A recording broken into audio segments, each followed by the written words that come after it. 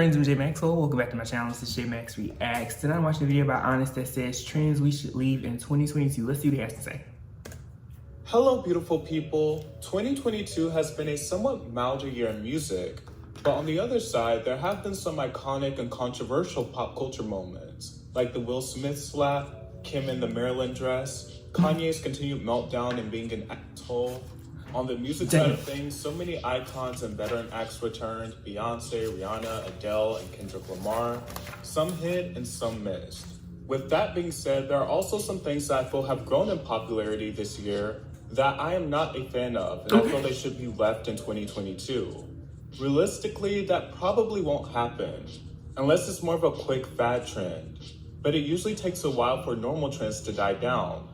If I had the power to, these are some of the trends I would undoubtedly leave behind this year. Nonetheless, let's hop right into it. Male rappers naming songs after female counterparts. I want to make it clear, I'm not a person that's strong on policing art. Obviously, people can say and do what they want in their music, but it is also open to critique. There have been many good songs named after female entertainers in the past, but I feel like in the age of TikTok, it's mostly just used as a clout token to draw attention and leech off of someone else. Almost all of the songs that have been released in the past year or gone viral in the past year that follow this formula are boring or bad songs, like Doja by Central C, Doja Cat by Snot, Dua Lipa by Jack Harlow, Ice Spice by NLE Choppa are all pretty boring songs. And the only thing that makes them memorable is that they are named after popular female entertainers. I will say the Billie Eilish song by Armani White isn't bad. It's pretty fun, even if it's just a pretty normal TikTok song. Right. But I just feel like if you're going to make such a grand gesture for a song title, then the song at least has to be good. Otherwise, you're just trying to gain memorability by attaching your work to someone else, even though the work itself is lackluster and boring. Don't use these girls as a crutch if you're going to use their name. Carry your own weight and make it good if you do use their name. That's all. The spread of gruesome videos. I'm not going to go too deep into this subject, but I will say, just to cover all bases, that I don't feel like anyone needs to be exposed to so much violence and gruesome material online. There's absolutely no reason someone scrolling their timeline, minding their business, should be able to see such gruesome acts. It's disgusting, it's terrible, and I feel like the social media apps do not regulate this type of material as much as they should. It's ridiculous. I do agree with that. Social media apps will flag all type of minuscule things, but let stuff like this fly. And it's so disturbing to me. Now onto something a little bit lighter, or way lighter, TikTok songs that use nursery rhymes. He did not like TikTok songs that use nursery rhymes. I have a few titles that I nickname it at times, such as nursery rhyme pop, juvenile pop, or super edgy because it tries so damn hard. It seems to be becoming some type of semi-popular subgenre. Notably, Gail with ABCDEFU and Leah Kate with Twinkle Twinkle Little Bitch have gotten a lot of attention and a lot of push with their nursery rhyme pop. The main problem in my eyes with these type of songs is that the artist confuses their transformation of these nursery rhymes with personality, but it just shows a lack of personality. These nursery rhymes are never incorporated in a clever way or really even having anything to do with the song. They just act as a placeholder to build up to the shock or what the artists and songwriters intend to be a shock when they say a curse word instead of the original lyrics. I also just don't really understand the obsession with making infantile things explicit, but I hope the world moves away from these type of piss-poor songs. Blueface and Krishan. They are a trending couple right now, and for no good reason. I think they are a prime example of a couple who doesn't need to be pushed into the limelight, which is why it was so perplexing when someone as famous as Lizzo dressed up as Krishan for Halloween. It's like, why is anyone with that level of visibility giving this person more attention? First of all, they are a degenerate couple. Krishan is known for fighting, acting out, and being rude.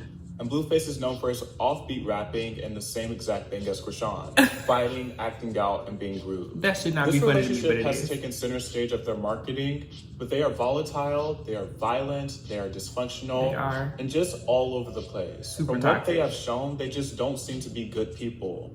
And honestly, I don't really see this ending well for anyone involved, and I don't think they should be broadcasted at all. I genuinely hope this is a couple that fades into irrelevancy. The Not with a TV contentification of show. Halloween costumes. You know, I feel like Halloween has really changed and shifted culturally within the last few years. I really do like a lot of the photo shoots. I just feel like they're not actually costumes. They're just celebrity photo shoots, normal celebrity photo shoots. And I don't even really think there's anything wrong with the photo shoots. I just think Halloween has become more content focused now than ever. So to put it simply, I don't really understand why anyone would wear a costume if they have to Photoshop and digitally alter themselves while they're in costume. It just kind of defeats the entire purpose of wearing a costume. But on the same hand, I do like seeing a lot of the photo shoots. I just wish there was a common ground where it didn't seem so content driven and feels like a real true Halloween costume as well, and not just a photo shoot. Next on the list, we have lazy samples. I do believe in the validity of sampling, and I do believe sampling can be a great art form within itself. However, I feel like there's been such an influx of songs that are using lazy samples. Well, an influx of hit songs using lazy samples. Meaning they're hardly samples, they don't transform anything, they don't breathe new life into it. Even the premise of the song is similar to the song they are using. I'm just not a fan of people using a song verbatim, same exact instrumental, same exact melody, just different lyrics. It just reads to me as someone who's gone creatively bankrupt. Or two are just trying to ride off familiarity and nostalgia.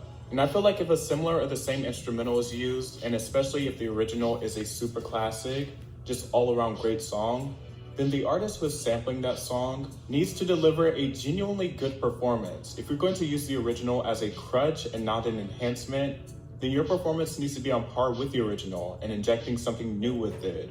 Or else what's the point? We can just go listen to the original. Fair point. I think out of all the sample-based music hits or songs that I've heard this year, Beyonce has done the best job of breathing new life into samples, using them in creative and most times not so obvious ways, and turning them into her own thing. Music fans attacking publications for giving their favorite artists a good score. Okay. I find this very insane, but I've seen it a lot online. Now, discourse around album reviews and scores will always take place, and they are fun conversations to have. However, it moves toward pure craziness when I see fans of the big artists attacking publications because they didn't get an absolute score or an inch off from it. In what world is a 7 out of 10 a bad score? Right. And secondly, I don't understand why a score like that would drive any fans to attack a publication because it's still a very high and above average score.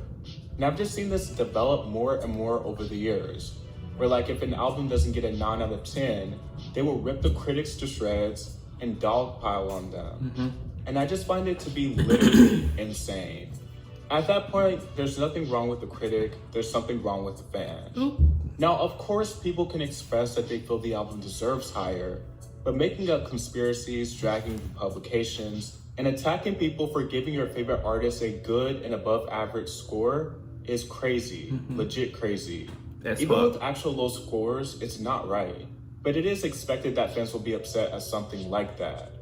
But it's a whole different level of insanity when it comes to good scores. And I just hope moving forward when it comes to ratings and scores, and specifically attacking people for giving a good score, that people will be more self-aware and not so reliant on parasocial relationships. So that was a good one. I watched this video, the worst songs of 2022 earlier in the week. It was really, really good. Definitely love Ernest's channel, his content, and the way he speaks what I think a lot of people think, but maybe we don't always know how to articulate. And he's not afraid to say what needs to be said, and that's something I really respect about it. I definitely agree with these trends, especially the ones about gruesome acts. I can't tell you how many just like unalivings I've seen on social media, and I'm like, goodness, this wasn't even, they didn't even give you a sensitivity bubble or something to hit to make sure you didn't see it if you didn't want to. Like, I'm like, why am I scrolling and seeing this? So I agree with that. Krishan and Blueface is so toxic and so messy and so fun. My theory is that once this show phases out, they'll probably fade out as well. That's just me thinking out loud. I haven't really subscribed to a lot of what they have going on. I don't really pay attention, but I really do think once Zeus, you know, gets this little bit of whatever out of them, and it's kind of a dead situation, they'll probably die out as well as a couple. But yes, everything else I definitely agree with. The lazy samples is a real thing. What was the first one? All of it. Oh, and then the contentification of Halloween costumes. Yeah. You know, attacking publications is one thing, attacking other fan bases is another thing, attacking an artist is something people need to leave in 2022 as well. Like, I'm gonna continue to say that. But yes, this was a good video. Let me know your thoughts in the below, comment, like, subscribe. Until next time, peace.